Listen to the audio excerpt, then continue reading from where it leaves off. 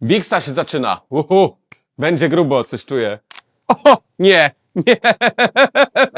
Ja tu widzę ten scenariusz z 2017 roku i Valentiny Monetty. Polska próbowała podobnego rozwiązania w 2006 roku. To już jest schemat, który znamy, czyli sprowadzenie jakiegoś znanego muzyka do tego, żeby był z tobą na scenie.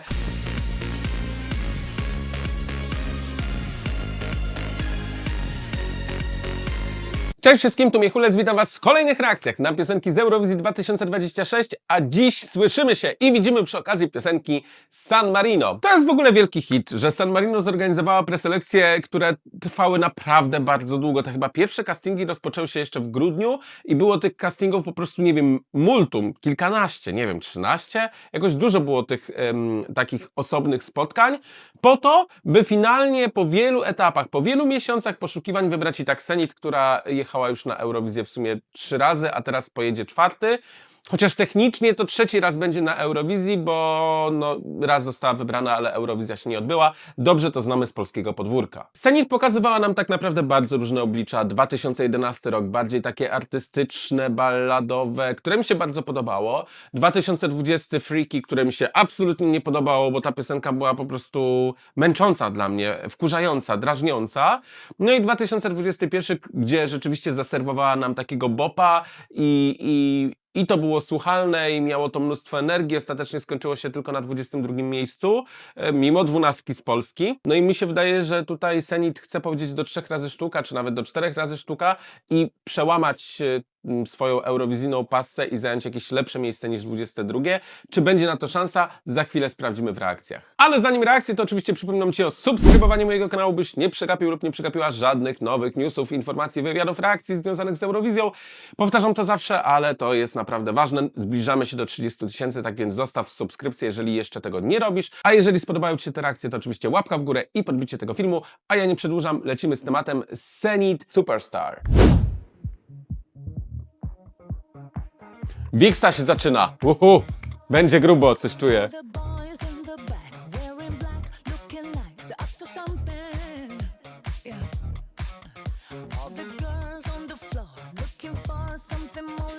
Vibe totalnie piosenki z 2010, nawet wcześniej.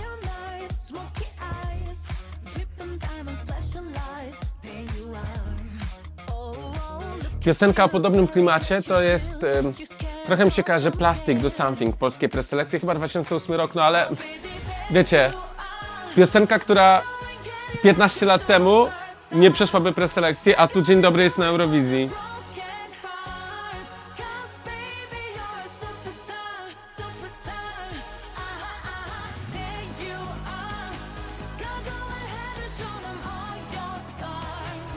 No dobra, ale gdzie jest ten Boy George?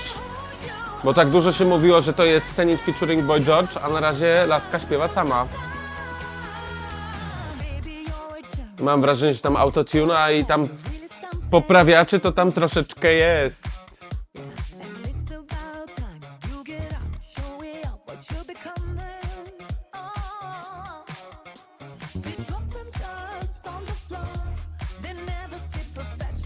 Nie.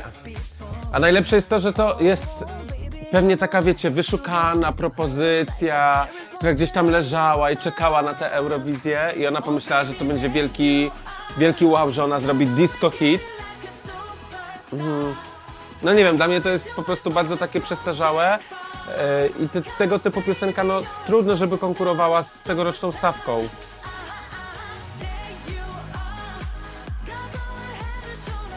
Ale wiecie, w Euroklubie po 3 piwach będzie bujać. Superstar, superstar. O, nie, nie.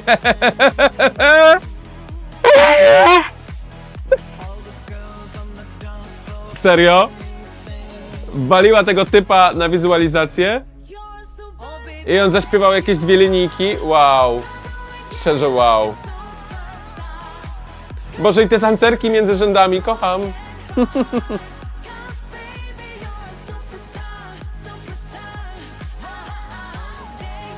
Znaczy, to podrywa mnie, ale no nie, po prostu nie. Mi się przypominają, nie wiem, czasy, jak miałem 15-18 lat. To było dawno temu, naprawdę.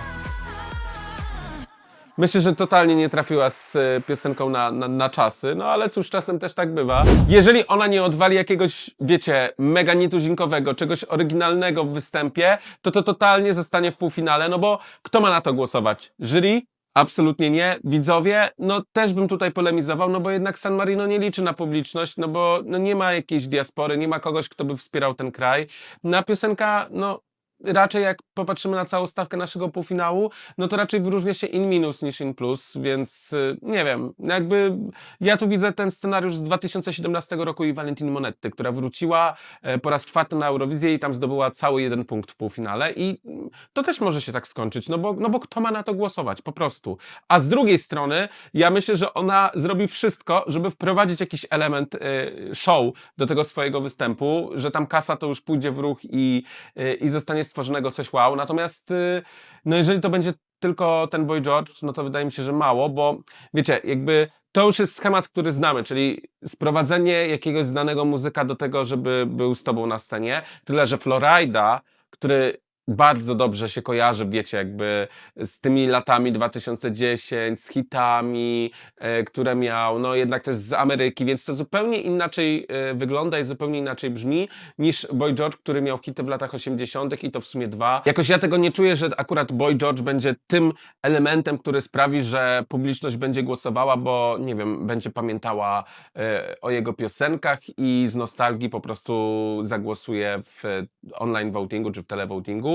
No pamiętamy, że Polska próbowała podobnego rozwiązania w 2006 roku z Polski, oprócz zespołu Ich Troje, no to tam był też Real McCoy, który tworzył muzykę Eurodance w latach 90. i Michał Wiśniewski chyba też wtedy liczył, bo on nawet to podkreślał po wygranej w preselekcjach, że liczy na to, że właśnie Europa będzie go pamiętać. No nie pamiętała. No i to jest jakby ten case, że gdyby to była naprawdę mega znana osoba, że wszyscy kojarzą, wiesz, twoją twarz i nie wiem, po prostu muzykę, że ta osoba jest na topie od 30 lat, super, no to wtedy myślę, że to ma szansę. No a dzisiaj, no to no jeżeli wystawiasz kogoś takiego dodatkowo, to ja nie wiem, czy to jest jakiś taki atut, który przysporzy ci punkty, raczej moim zdaniem nie.